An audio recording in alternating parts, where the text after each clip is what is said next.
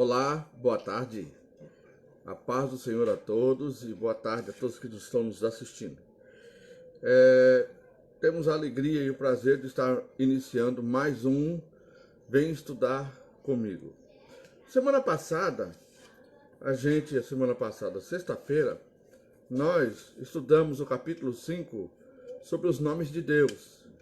Foi algo assim muito tocante para o nosso coração, porque falar sobre os nomes de Deus é algo muito maravilhoso, gente. O coração da gente vai fervilhando, vai se enchendo. E agora, nesse capítulo 6, nós vamos falar sobre os atributos de Deus. Mas antes eu quero trazer aqui um lembrete, irmãos. Você, por exemplo, muitas pessoas não podem estar nesse horário aqui para assistir às aulas conosco. Mas nós, depois de terminar a aula, a gente compartilha os vídeos para que você possa, então, assistir posteriormente a aula, para você não perder nenhum capítulo, nenhuma aula que é muito importante para a edificação e para o crescimento espiritual. Também um outro lembrete também. Eu e minha esposa, nós não somos professores de teologia. Nós sentimos no coração de estudar a teologia, mas sentimos também de compartilhar com você esse estudo. E é por isso que nós denominamos como nome de Vem Estudar Comigo. Então vamos agora para o capítulo 6, para a gente iniciar o nosso estudo. Eu estou vendo aqui a minha cunhada, a Magda, muito bem-vinda. Estou feliz de ver você aí. Também a Cidinha está aí presente já. A Márcia não vai poder, ela teve um compromisso hoje, mas ela disse que vai estudar a aula depois. Está sentindo muito o coração de não poder estar vendo esta aula. Então vamos lá, capítulo 6, os atributos de Deus. Estudar os atributos de Deus é uma tarefa séria. Haja vista que a palavra atributo não é ideal, porque pode transmitir a noção de acrescentar ou consignar alguma coisa a alguém. E, por isso mesmo, pode criar a impressão de que alguma coisa é acrescentada ao ser divino. Você entendeu isso? Tô distraída com o chamado de um bebê. Tem o nosso netinho que fica chamando a gente aqui, né? Para abrir a porta, para ele Meu vir. Deus. Só que ele vai fazer uma bagunça aqui, então a gente tem esse momento, é com você. Então, os atributos de Deus é uma tarefa séria. Haja vista que a palavra atributo não é ideal, porque pode transmitir a noção de acrescentar ou consignar alguma coisa. E pode criar ao ser divino. Tá? Uhum. Então, por exemplo, o Interessante, atributo. né? Ele é santo. A gente fala sobre os atributos de Deus porque a gente mostra assim, algumas características, Qualidades dele, né? que a gente vê através da palavra de Deus. Uma vez que o Eterno é um ser infinito,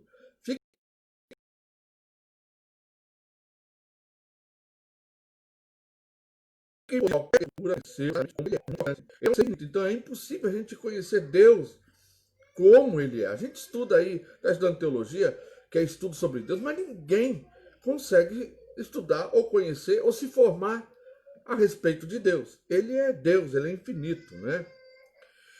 Todavia, Deus revelou as perfeições e excelências de sua natureza que consideram essenciais para a nossa redenção. Ou seja, ele pegou ali aquilo que era principal e essencial para nós, para o nosso resgate, para a nossa redenção, e revelou adoração e comunhão. Ou seja, nossa redenção, adoração e comunhão. E todos esses atributos divinos estão nas Escrituras inspiradas, onde temos a revelação de Deus para nós. Ou seja, não há outro lugar, nem na natureza, nem em qualquer lugar, nem embaixo do céu, né, ou em cima do céu, embaixo das águas, que venha revelar Deus como ele é. Sim, ele deixou a revelação através da sua palavra. Você tem um acesso a ela. Nós que somos cristãos aqui no Brasil, temos acesso às Escrituras. Existem países que não têm acesso às Escrituras, mas nós temos esse privilégio de poder, então, agora, folhear as páginas da palavra de Deus e estudar a respeito de Deus, ou conhecer Deus, porque ele vai se revelar a você, ele vai se revelar a você, vai revelar a sua natureza, vai revelar o seu caráter, para que você possa viver de acordo com aquilo que Deus espera que você viva. O homem não pode extrair conhecimento de Deus como faz com outros objetos de estudo, mas Deus bondosamente transmite o conhecimento de si mesmo ao homem, como já disse, através da sua palavra. E ao homem cabe aceitar e assimilar este conhecimento, né? Ou seja, eu decido buscar o conhecimento de Deus. Eu decido ler a palavra de Deus. E eu decido, então, também me aprimorar no conhecimento do Senhor através da sua palavra. Os atributos de Deus são aquelas características essenciais, permanentes e distintas que podem ser afirmadas a respeito. Estou vendo aí a minha nora aí também, a Fernanda. Glória a Deus.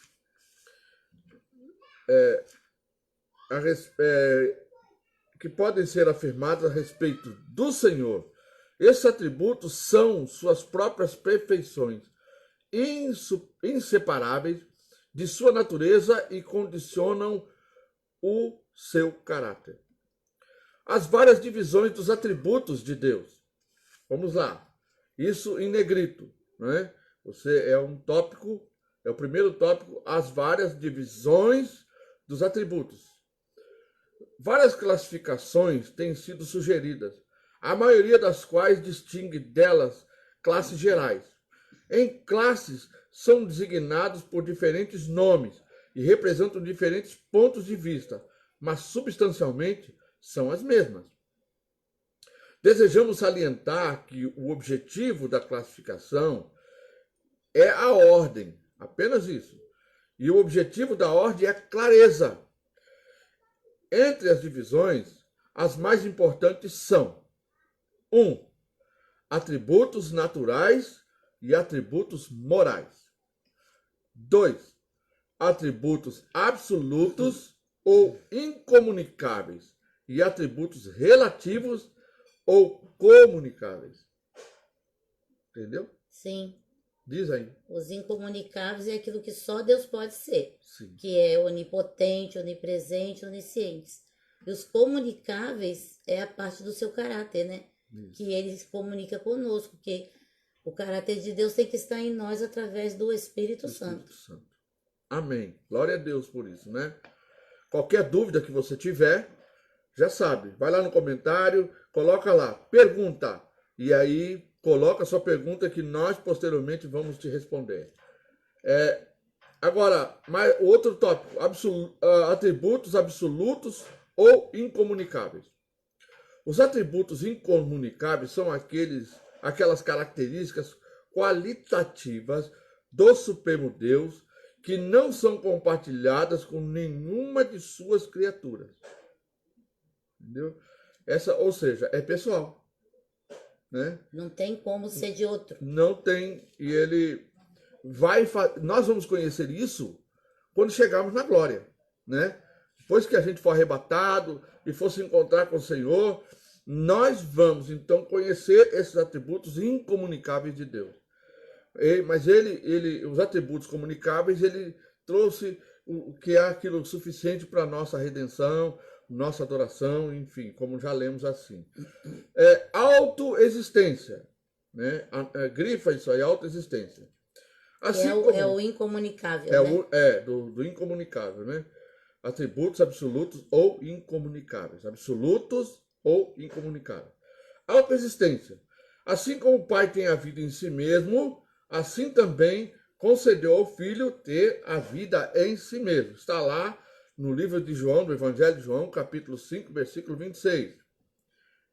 Como já falamos aqui o versículo, Você apenas anota e depois você confirma aí na sua casa. Devemos nos manter.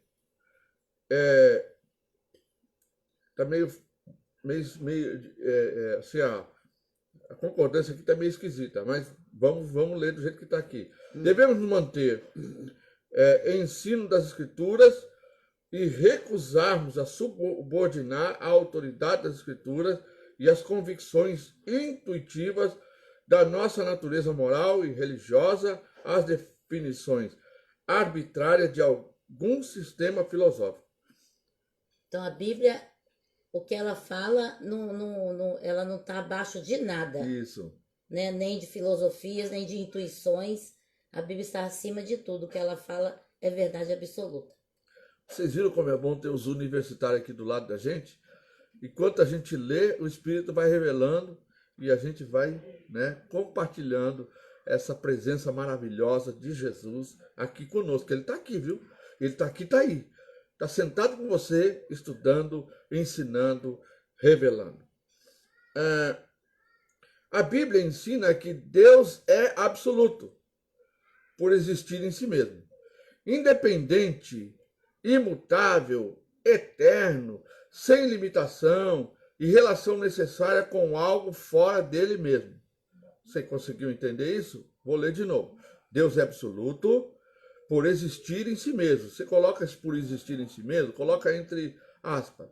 Independente, ele é independente, ele é imutável, ou seja, não muda.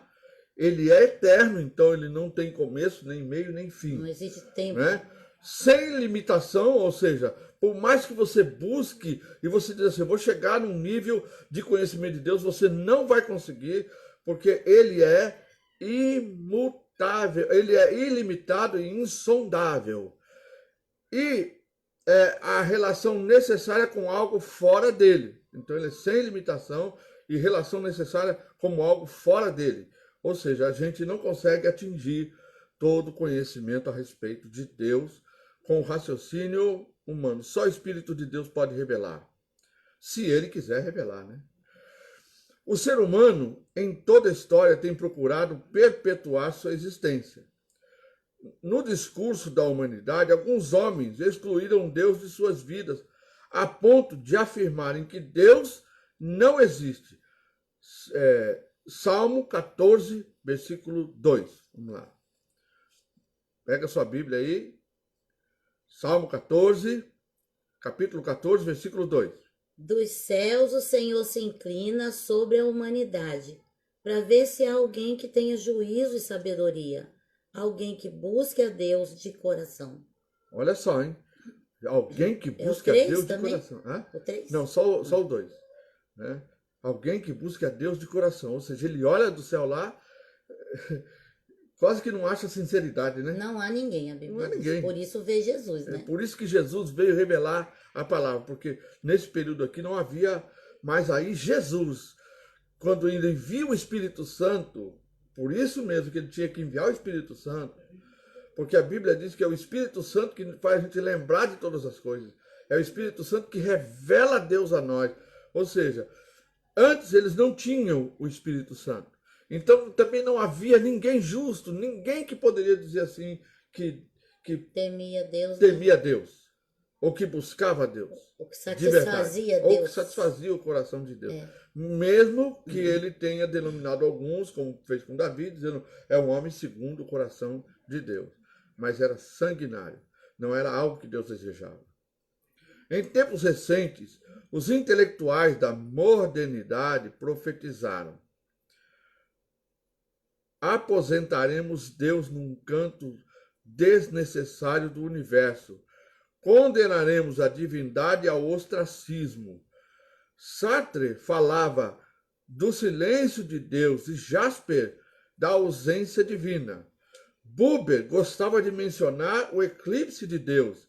E Hamilton propôs a teologia da morte de Deus. Veja que coisa absurda, gente. Tudo isso é arrogância. Sendo que o homem, ele tem um período apenas de vida. O homem nasce, passa a sua maturidade, envelhece e morre. como ele pode tentar anular Deus da humanidade?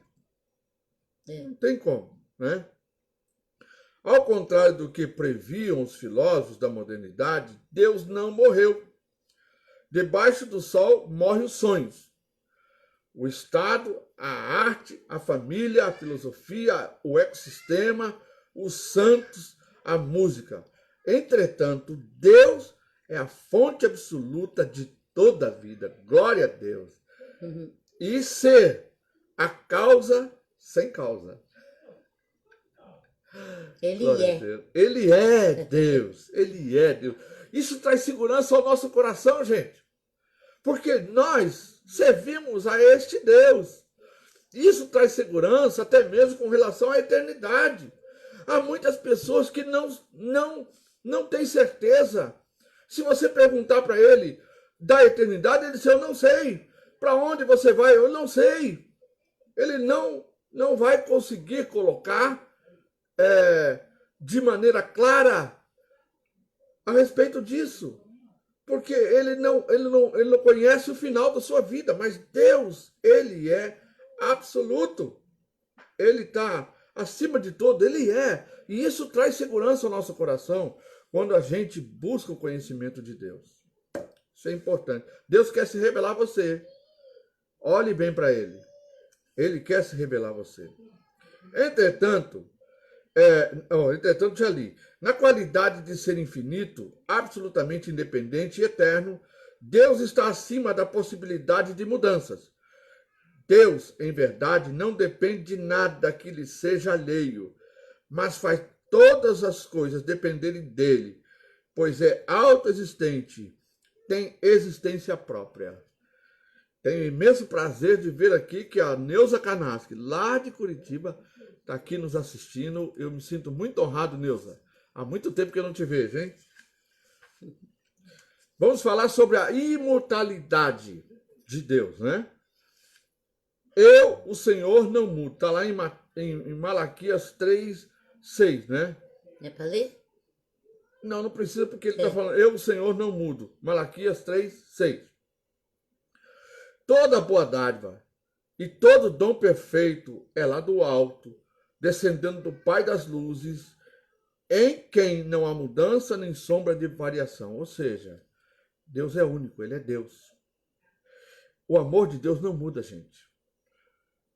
A ira também de Deus não muda, mas Deus, ele é paciente, ele é longânimo. Ele dá longevidade aos homens, para que os homens o busquem, para que os homens entendam a oportunidade que a vida é, para que ele possa se reconciliar com Deus.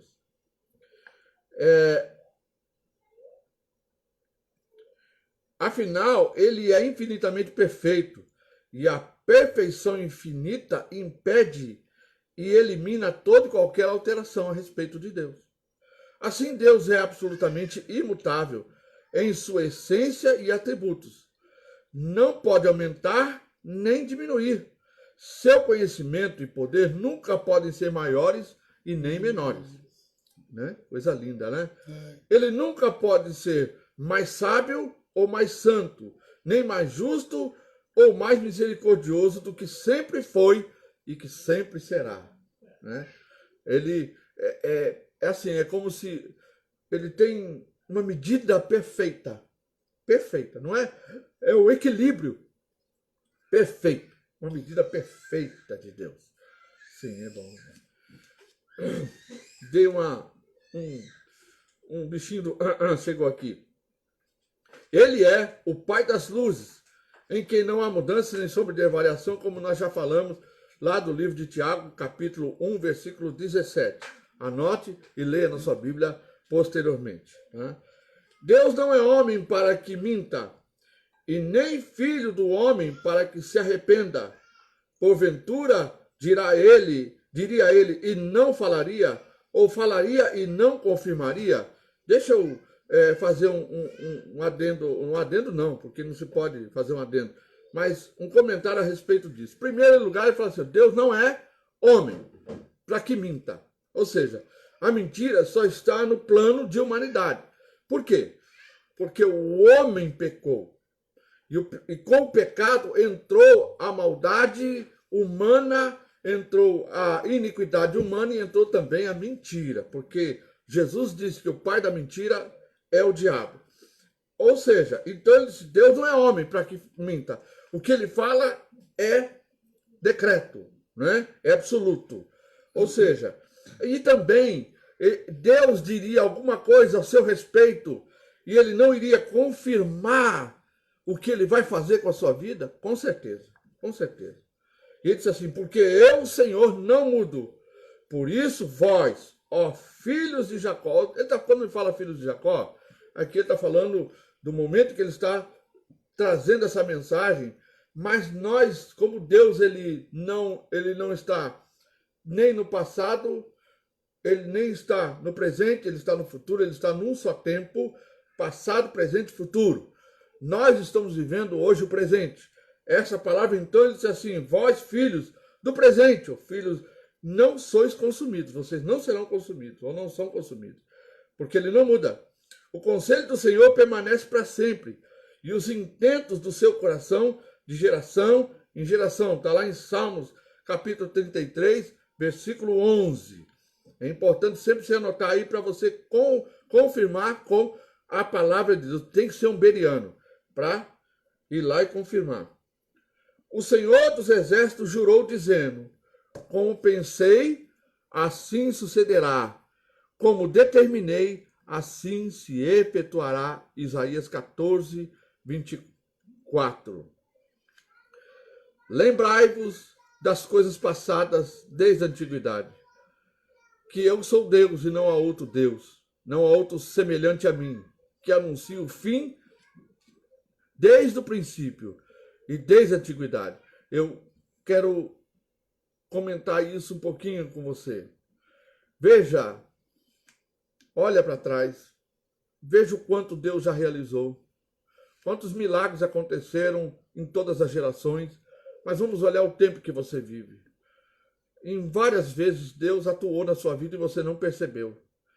Ele é Deus, Ele te ama e é por isso que Ele está sempre presente, né? E manda você lembrar para saber que Ele não há outro Deus semelhante a Ele e que Ele anuncia uma coisa aqui que é importante. Desde o princípio, Ele anuncia o fim.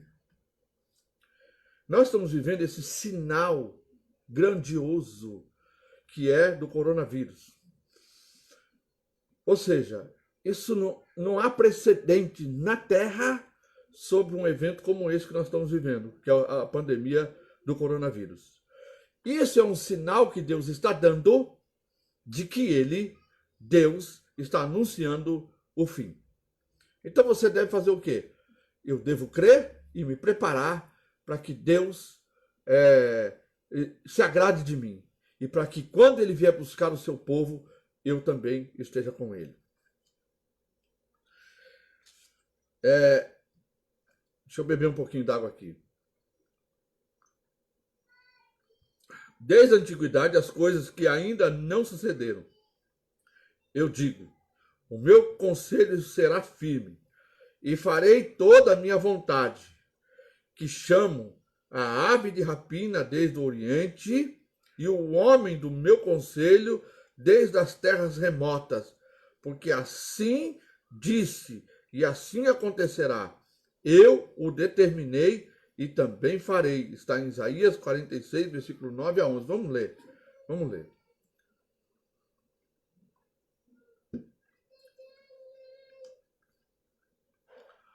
Nove a 11? 9 a 11. Recordai-vos dos acontecimentos passados. Mas é o que você leu. Sim, mas vamos confirmar, né? Porque passados há muito tempo. Porque eu sou Deus e não há outro. Sim, somente eu sou Deus. E nada, nem ninguém a mim se compara.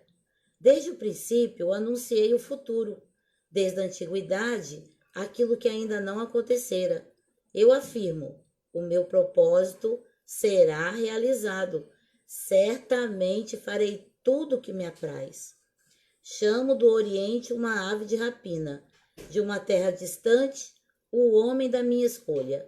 eu disse, eu executarei, eu delineei, eu assim cumprirei a minha vontade. Até onde, Jorge? Até aí. Você prestou bem atenção no seguinte, quando ele fala assim, o meu propósito, às vezes pode surgir uma dúvida no seu coração aí, na sua mente, fala assim, o meu propósito, qual é o propósito de Deus? O propósito de Deus, a partir do momento em que entrou o pecado no mundo, é reconciliar o homem com ele. Esse é o propósito. Não existe outro propósito de Deus.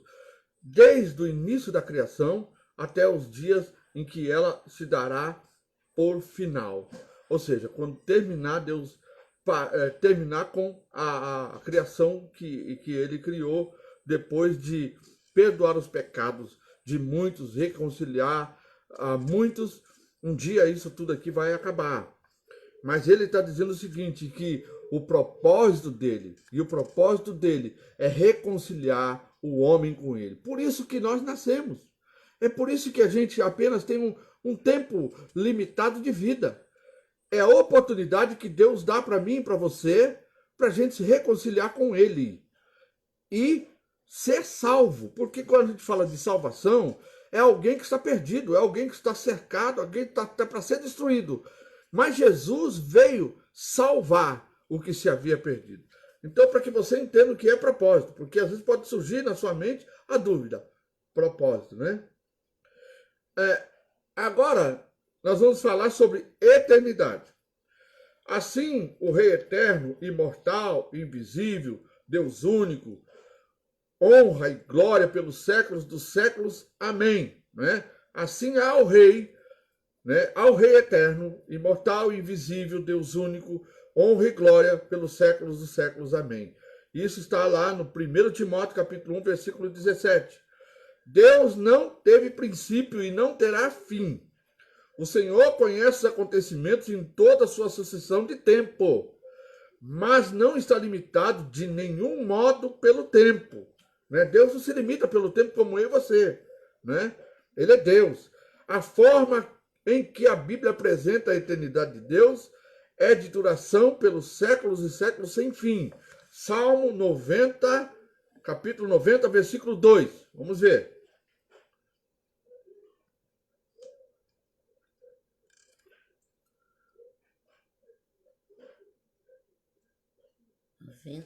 Dois. Antes que se originassem os montes e formasses o universo e a terra, de eternidade a eternidade, tu és Deus. Agora, no 102, Salmo 102, versículo 12. Você anota aí, não dá para me saber se você já achou, mas anota para você ler depois se você não conseguir acompanhar. Peraí. 102, 12. A gente está usando aqui a tecnologia que é mais rápida, mas... Mas tu, ó Eterno, estás entronizado para sempre e serás lembrado de geração em geração. Prazer, Sônia, você está aí presente também. Efésios capítulo 3, versículo 21. Diogo, né? Aí o Diogo, já falei da minha nora, porque senão depois ela vai me bater se eu não falar dela. Efésios? Efésios capítulo 3, versículo 21. 3, versículo 21. Que é o último. A ele seja a glória na igreja e em Cristo Jesus por todas as gerações, por toda a eternidade. Amém. Amém. Glória a Deus. Nós vamos agora trocar de professorzinha, professor não, né? De aluno também, porque estamos estudando. Isso. Vocês vão ter o prazer da companhia agora da minha esposa.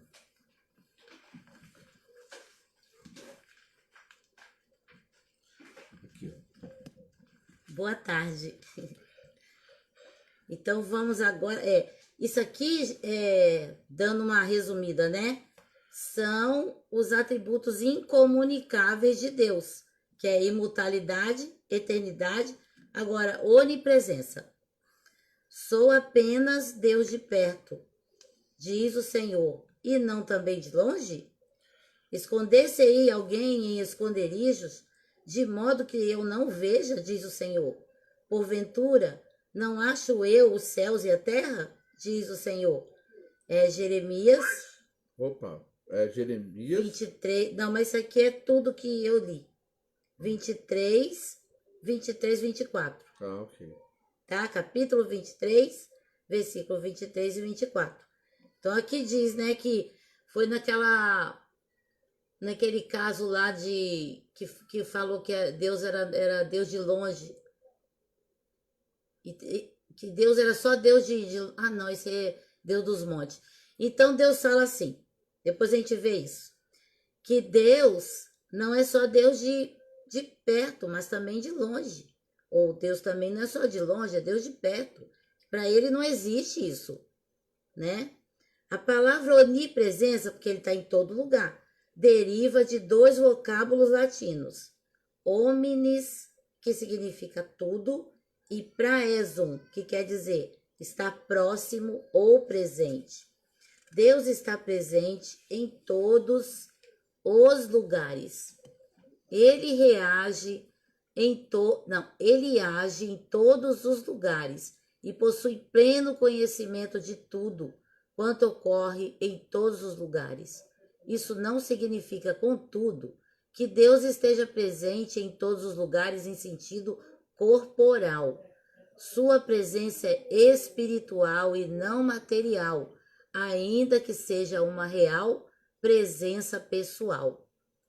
Então, deu para todo mundo entender, né? Deus, ele não há lugar nessa terra que ele não esteja vendo e que ele não esteja assistindo a tudo e a todos.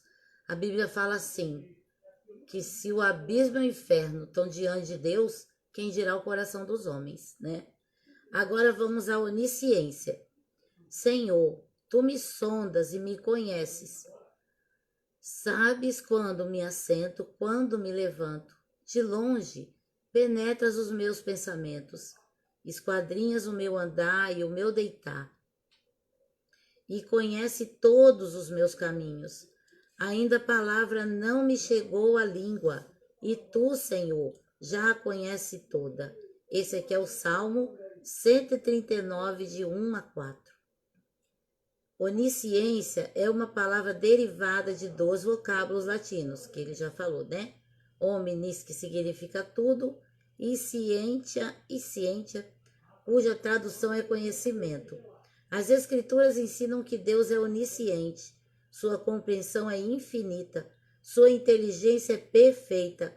Há os que perguntam, por exemplo, como Deus pode saber?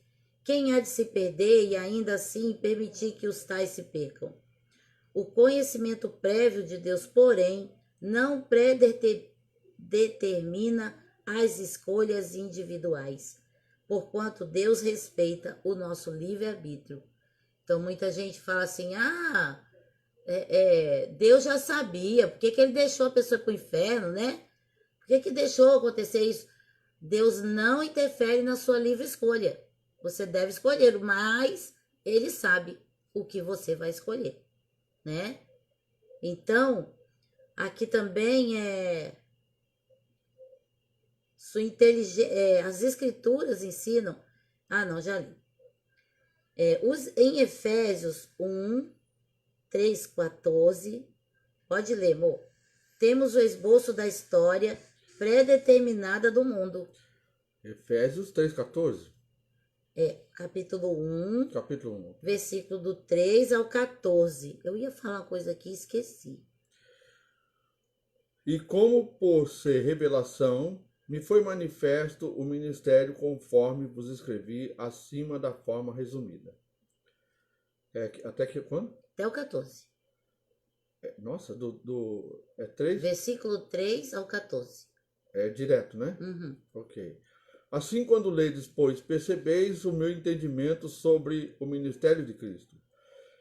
Esse mistério não foi dado a conhecer as pessoas de outras gerações, mas agora foi revelado pelo Espírito Santo aos santos apóstolos e aos profetas de Deus, significando que, por intermédio do Evangelho, os não-judeus são igualmente herdeiros com Israel, membros do mesmo corpo e coparticipantes da promessa em Cristo Jesus. Fui nomeado ministro deste Evangelho, segundo o dom da graça de Deus que me foi outorgada, conforme a atuação do seu poder. Embora eu seja o menor dos menores de todos os santos, foi-me concedida a graça de proclamar aos gentios as insondáveis riquezas de Cristo e revelar a todos qual é a dispensação desse mistério que desde os séculos passados foi mantido oculto em Deus, que tudo criou. A intenção desta graça era que agora, mediante a Igreja, a multiforme sabedoria de Deus se tornasse conhecida dos principados e autoridades nas regiões celestiais, conforme o eterno propósito de Deus, realizando em Cristo Jesus, nosso Salvador, por intermédio de quem temos o livre acesso a Deus em plena confiança pela fé na sua presença. Portanto, rogo-vos que não vos desanimeis por causa das minhas tribulações, em vosso benefício, pois nisso está a vossa glória. Que coisa linda, né? Que palavra maravilhosa.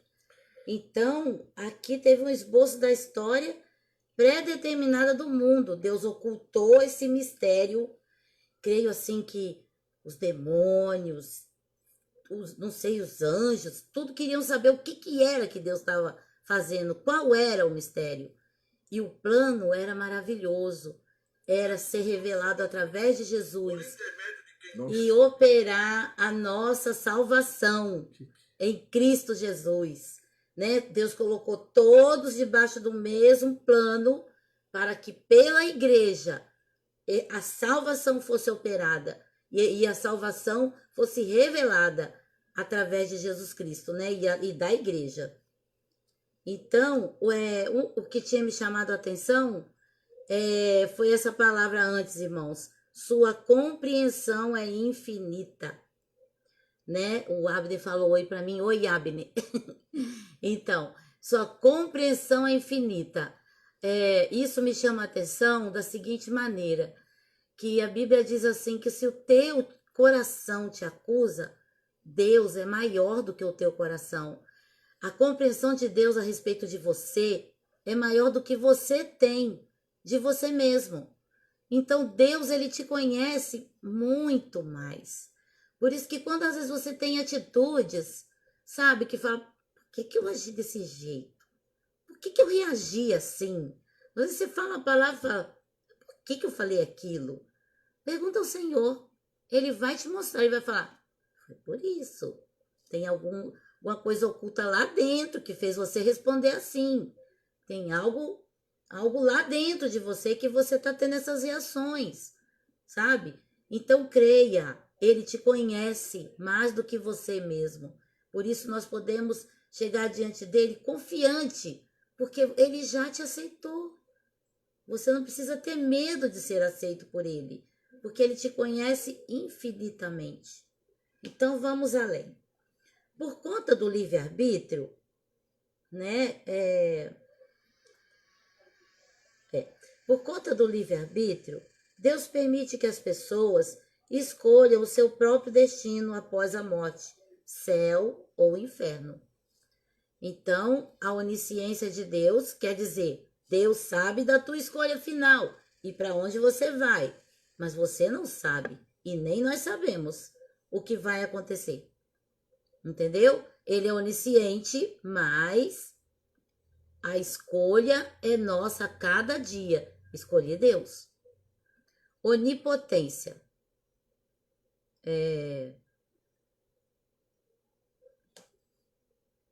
Depois o Jorge fala sobre o comentário da Fernanda, né, Jorge? Onipotência, né? Outra coisa incomunicável, né? Porque nós não somos todo-poderosos. Bem que há muitos homens que se acham, né? Estão enganados.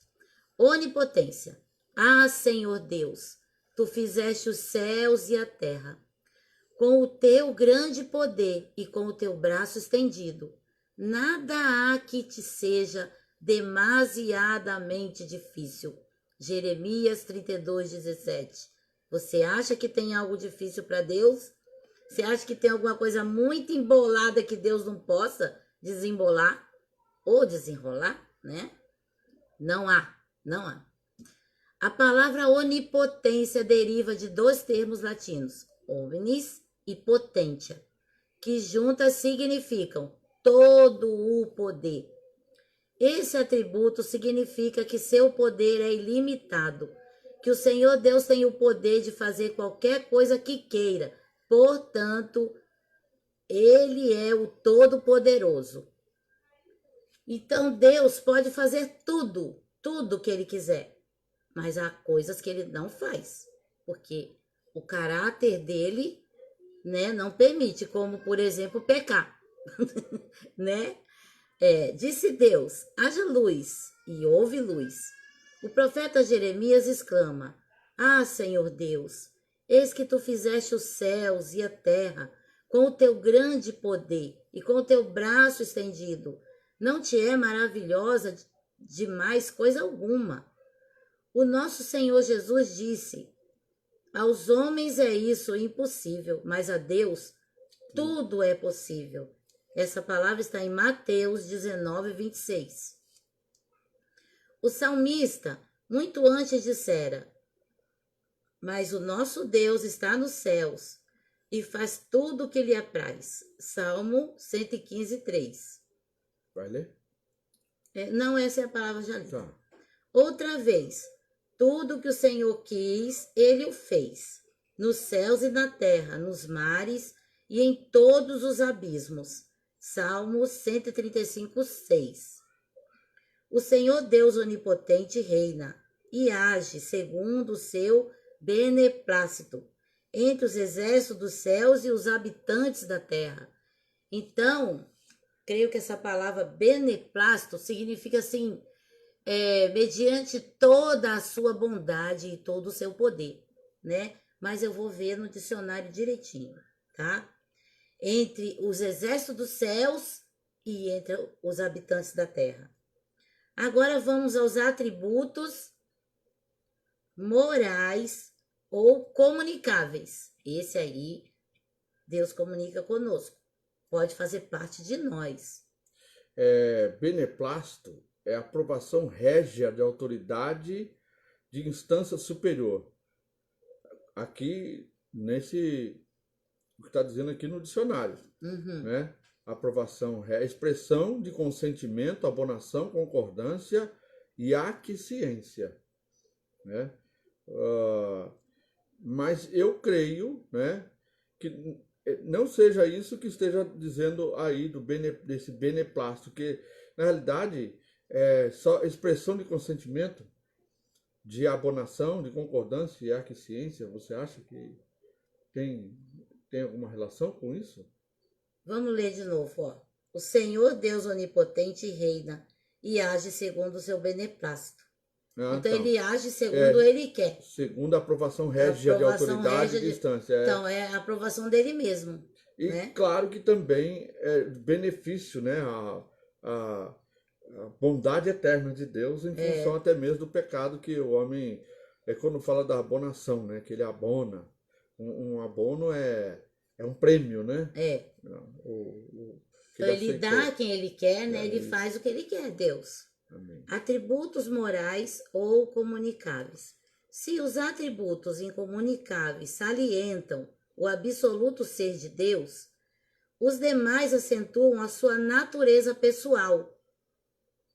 É nos atributos comunicáveis que Deus se posiciona como ser moral, consciente, inteligente e livre, como ser pessoal no mais alto sentido da palavra.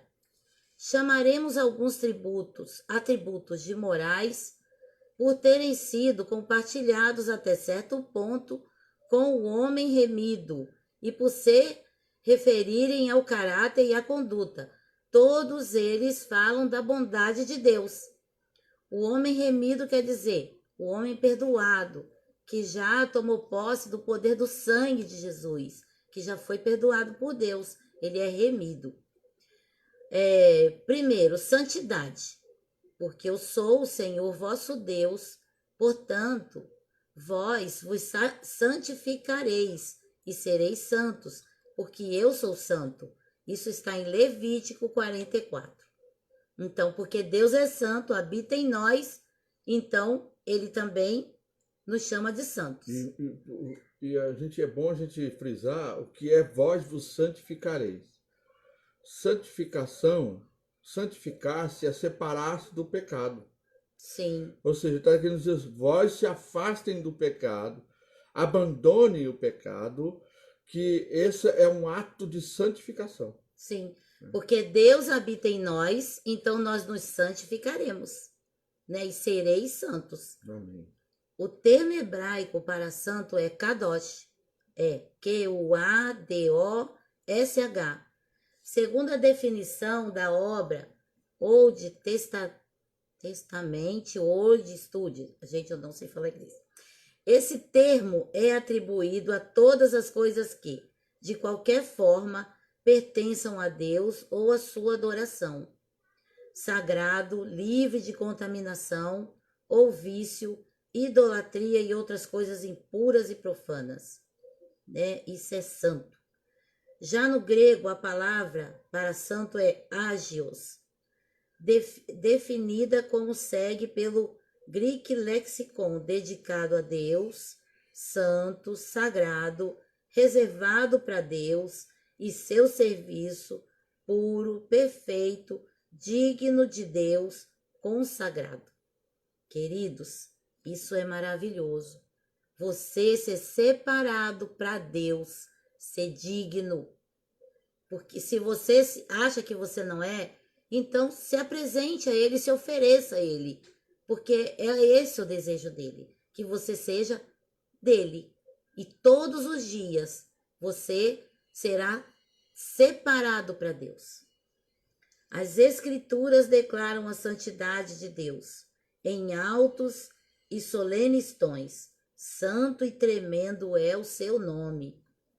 A perfeição da santidade de Deus é o motivo supremo da adoração que lhe é devida. Por cerca de 30 vezes o profeta Isaías se refere a Yahvé, chamando-o de o Santo. Nos dias do Novo Testamento, a ênfase mudou mais para a pureza da vida interior e a separação do mundo. Romanos 6, versículo 19 e 22. São muitos versículos, irmãos. Queria muito poder passar tudo para vocês. 6, 19, 22. É. Expresso-me assim nos termos do homem comum, por causa da fraqueza da vossa carne. Pois assim como apresentastes os membros do vosso corpo como escravos da impureza e da maldade que conduz à iniquidade. Iniquidade, gente, é pecado consciente, viu? É o que você faz conscientemente. Ainda maiores, apresentai a partir de agora todos os membros do vosso corpo como escravos da justiça para a santificação ou separação do pecado. Porque quando eram escravos do pecado, estáveis livres em relação à justiça. E que o fruto... até quando? 19 a 22. Então. E que fruto colheste, então, das atitudes das quais agora vos envergonhais? Pois o resultado final delas é a morte. Contudo, agora estáis libertos do pecado, tendo sido transformados em escravos de Deus, tendes o vosso fruto para a santificação, e, por fim, existe um prêmio aí muito maravilhoso. Glória a Deus. A vida eterna. Aleluia. Ó, nosso pastor Leal também, Jorge, tá aqui. Aí, glória a Deus. Paz, Deus pastor. abençoe. A Raabe também, glória a Deus. Então, queridos, vamos ler mais um, né? Falando dessa santificação no sentido moral. 2 Coríntios 7, capítulo 7, versículo 1. Capítulo 7, versículo 1. Sim. Amados, visto que temos esta promessa, purifiquemo-nos de tudo que possa contaminar o corpo e, por conseguinte, a alma, aperfeiçoando a santidade no temor de Deus. Amém. Tem, olha, queridos, tem outro. muitos Pega versículos, só mas mais não um dá, último. porque senão a gente perde o tempo, né?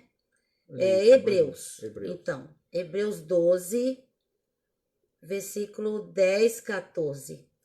12, versículo 10. 10 e depois 14. Aí o 14. Então, portanto, vossos pais nos disciplinaram por um espaço curto de tempo, da forma que melhor lhes parecia. Deus, entretanto, nos corrige para o nosso bem maior, a fim de que possamos participar plenamente da sua santidade. Aleluia. Ou seja, a gente não pode chegar de qualquer jeito, a gente tem que estar limpo. Da mesma maneira como a gente tem que tomar banho, né? E se limpar, a gente também tem que estar pronto, né? Adornado para Deus. Sim. E qual é o 14? Esforçai-vos para viver em paz com todas as pessoas e em santificação, sem a qual ninguém verá o Senhor. Ou seja, ele está falando que a gente tem que viver em santificação, em separação do pecado, porque sem a qual ninguém verá o Senhor. Por que ele diz isso? Porque o pecado não entra no céu. Não. Amém? Então, as nossas atitudes são tem que ser santa, né? É o atributo comunicável de Deus à nossa vida. Um Deus santo terá um povo santo, mas como é santo aquele que vos chamou, sede vós também santos em todo o vosso procedimento, pois está escrito, sede santos porque eu sou santo. Isso está em Pedro, capítulo 1, 15, 16, não precisa ler não. O outro, que é o maravilhoso aqui, amor, né? Esse atributo é comunicável de Deus a nós, incluindo a misericórdia e a graça. Aquele que não ama não conhece a Deus, porque Deus é amor. Nisso se manifestou o amor de Deus para conosco, que Deus enviou seu Filho unigênito ao mundo, para que por ele vivamos. Nisto está o amor, não em que nós tenhamos amado a Deus, mas em que ele nos amou e enviou seu Filho para propiciação pelos nossos pecados. Amados, se Deus assim nos amou, também nós devemos amar uns aos outros. Como é que você tá? Você tá muito bravo com os outros? Então vamos parar. Vamos parar, né? Vamos andar em amor. E deixa essas picuinhas. É assim, sabe, gente? Parece que não.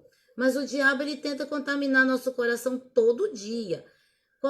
Faz a gente ver coisas para nos aborrecer, faz a gente ouvir coisas que a gente não devia ouvir, e ler, é jornal, é notícia. Gente, vamos deixar Jesus lavar, coloca tudo diante de Deus, entrega tudo, né? Vamos deixar nosso coração limpo pela graça do Senhor. Deus derramou a graça dele sobre nós e nós também podemos derramar essa graça sobre as outras pessoas. Isso estava escrito em 1 João 4, de 8 a 11. Na sua santidade, Deus é inacessível. Quer dizer, é impossível chegar na santidade de Deus. No seu amor, se aproxima de nós. O Antigo Testamento não revela o amor de Deus em palavras até o livro de Deuteronômio. É possível que fosse necessário estabelecer primeiro a santidade de Deus antes da revelação do seu amor. O amor é o atributo por meio do qual o Senhor deseja um relacionamento pessoal com aqueles que possuem sua imagem e semelhança. Especialmente com aqueles que foram purificados pelo sangue de Jesus. Então, quando ele fala aí que Deus é inacessível e está falando do amor de Deus... Não, na sua santidade. Na sua santidade, mas está falando do amor de Deus. A maior manifestação do amor de Deus personificada é Jesus Cristo, né? Ou seja, ele é inacessível porque ele é tão santo que a gente precisa ser redimido, lavado, para poder entrar na sua presença. E Jesus, que é o nosso mediador entre Deus e os homens, como diz a palavra do Senhor, é que nos faz nos tornarmos dignos de chegarmos diante de tanta pureza e santidade. Sabe que ele é inacessível na sua santidade. E a gente vê que quando Moisés pediu para ver a glória de Deus, Deus ele diz, olha, ninguém viu a minha face e permaneceu vivo. Porque ele é santo, não dá para descrever a santidade de Deus. Mas Jesus tornou acessível, a gente acessível a Deus. Ele é a imagem da sua glória. glória. Glória a Deus, isso é maravilhoso. Justiça, retidão. Longe de ti que faças tal coisa, que mates o justo com o ímpio, que o justo seja como o ímpio, longe de ti seja. Isso foi quando Deus queria destruir Sodoma e Gomorra, né? Aí Abraão falou isso com Deus. Não fará justiça ao juiz de toda a terra? Isso está em Gênesis 18, 25. E aí Deus fala, não, se houver tantos justos, eu não vou matar, né? Não vou destruir Sodoma. Mas aí ele contou e viu que só tinha Ló e a família dele. A palavra hebraica para reto é Tsedek, T-S-E-D-E-K, cuja definição é como segue: retidão, correção, integridade, justiça de um juiz, de um rei, de Deus, demonstrada em castigar o perverso ou em vingar, livrar, recompensar o justo. Às vezes, irmãos, a gente fica... As pessoas falam que Deus não é justo porque ele deixa tanto mal prevalecer na terra, né? Mas Deus tem o tempo para todas as coisas. E no tempo dele, todas as coisas se tornam claras, muito claras. Então, a justiça de Deus, ela virá. Eu vou terminar e só depois a gente vai falar de fidelidade. Pode terminar? Sim. Falta um pouquinho ainda. O termo grego para reto é dikaios. Veja sua definição. Em relação ao Senhor Deus, justo, reto, com referência ao seu juízo dos homens e das nações, como um juiz justo. Em relação aos homens, direito, justo, reto, conforme as leis de Deus e dos homens, vivendo de acordo com elas. Então é como nós temos que ser. Deus é um Deus reto, porque ele age sempre em absoluta conformidade com a sua santa natureza e vontade. Deus nunca vai fazer algo ruim, irmãos, sabe? Deus, ele é bom em todo o tempo, né? Muita gente duvida da bondade de Deus por causa de todo o mal, mas Deus, ele é bom em todo o tempo. E nesse atributo, vemos revelado seu ódio contra o pecado, uma indignação tal que, livre de toda paixão ou capricho, sempre o impede a ser justo e a exigir que é justo. Então Deus não tem problema nenhum com, ele gosta mais de um do que de outro. Ele tá comprometido com aquele, com esse não. Não, Deus não é assim. A justiça de Deus é perfeita. Então, vamos ficar até aqui. Vai faltar só um tópico desses atributos que são comunicáveis a nós. Agora, boa tarde, fala aqui com meu marido. É tão bom isso aí, mas o horário, né, não nos permite ir mais além. Mas nós vamos estudar na quarta-feira sobre a Trindade. Então, se você ficar bem curioso ainda aí... faltou um aqui. Eu sei. Fidelidade, depois a Trindade. Para você que... para deixar você curioso aí. Nós agradecemos muito pela presença de vocês. Eu gostaria de incentivar você a compartilhar os nossos vídeos com o máximo de pessoas que você puder. Nós estamos na 9ª aula. Se você, por acaso, perdeu ou quer ter acesso a um vídeo, você manda um recado para nós que a gente envia um link do YouTube. daquela aula que você perdeu e aí ou que você não teve acesso, e aí nós vamos então enviar para você o link da aula que você perdeu. Eu espero que Deus tenha te abençoado nesta tarde, falando de algo tão maravilhoso que são os atributos de Deus, que enche o nosso coração de maneira grandiosa falar a respeito de Deus. Obrigado a todos. Eu quero também dizer para vocês que amanhã nós vamos ter a nossa live às 20 horas, culto em casa, igreja online. Ou seja, nós estamos fazendo um culto em casa e também como igreja, que é a igreja juntas em todos os lares, reunidos naquela hora para adorar a Deus. Que Deus possa te abençoar e te dê um bom final de tarde, para a glória e honra do nome de Jesus. E a todos que nos deram um alô, a gente está dizendo um alô. Tem um prazer muito grande em vê-los aqui. Amém.